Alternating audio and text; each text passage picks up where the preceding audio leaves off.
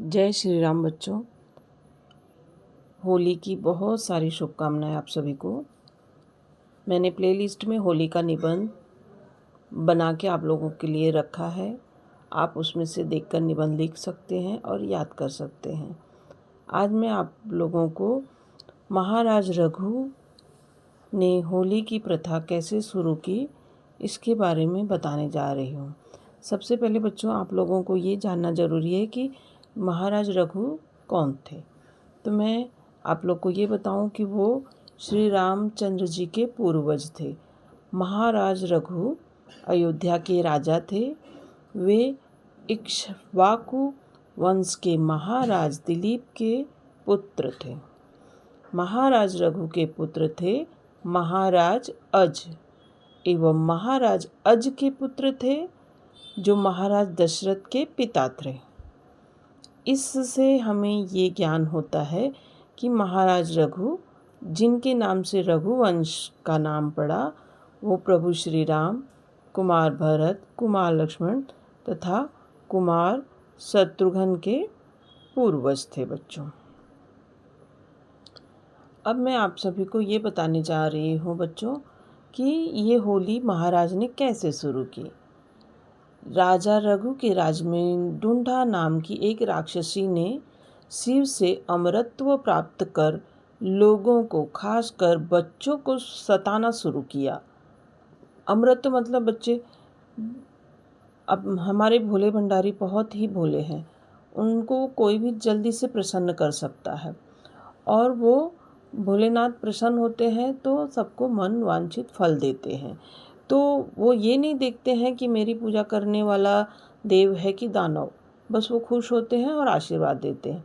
इसी प्रकार ढूंढा नाम की राक्षसी ने शिव से अमरत्व मतलब अमरता का वरदान पा लिया था कि उसको कोई नहीं मार सकता। जब बच्चों डर खत्म हो गया राक्षसिनी का, तो वो बच्चों को सताना शुरू कर दी, मतलब खास करके बच्चों को। जब उसने बच्चों को सताना शुरू किया तो प्रजा भयभीत हुई, उनके माँ बाप भयभीत हुए। भयभीत प्रजा ने अपनी पीड़ा राजा रघु को बताई।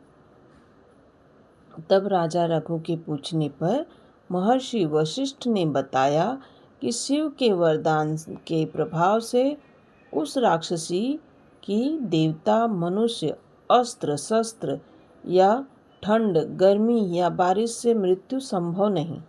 किंतु शिव ने यह भी कहा था कि खेलते हुए बच्चों का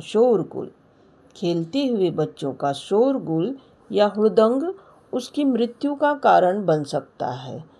इसीलिए बच्चों, राक्षसिनी ने बच्चों को ही मारना और सताना शुरू कर दिया कि ना बच्चे खेलेंगे, ना हुड़दंग करेंगे, ना उसकी मृत्यु होगी। अतः ऋषि ने उपाय बताया कि फाल्गुन पूर्णिमा का दिन शीत ऋतु की विदाई का तथा ग्रीष्म ऋतु के आगमन का होता है। उस दिन सारे लोग एकत्र होकर आनंद और खुशी के साथ हंसें, नाचें, गाएं, तालियां बजाएं। छोटे बच्चे निकलकर खूब शोर मचाएं, लकड़ियां, घास, उपले आदि इकट्ठा करें,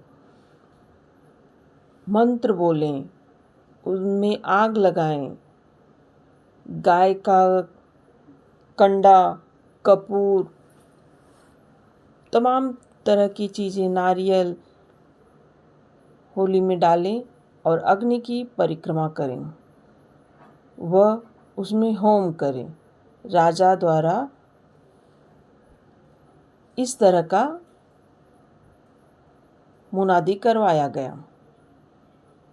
राजा प्रजा के साथ जब इन सब क्रियाओं को करने लगी, बच्चे खूब शोर मचाने लगे और रंग उड़ाने लगे, होली जलाने लगे, खेल कूद करने लगे, तो इससे ढूंढा राक्षसिनी का सर फटने लगा शोरगुल से और अंत में उसकी मृत्यु हो जाती है।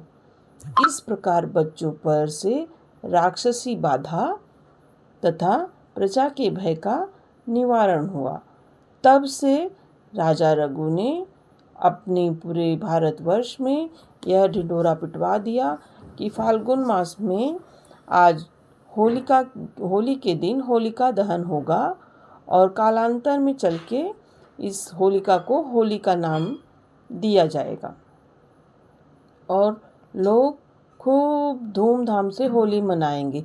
खासकर बच्चे इसे खूब अच्छी तरह से हुड़दंग करके खेल कूद करके मनाएंगे ताकि राक्षसी प्रवृत्ति वाले बच्चों से दूर रहेंगे।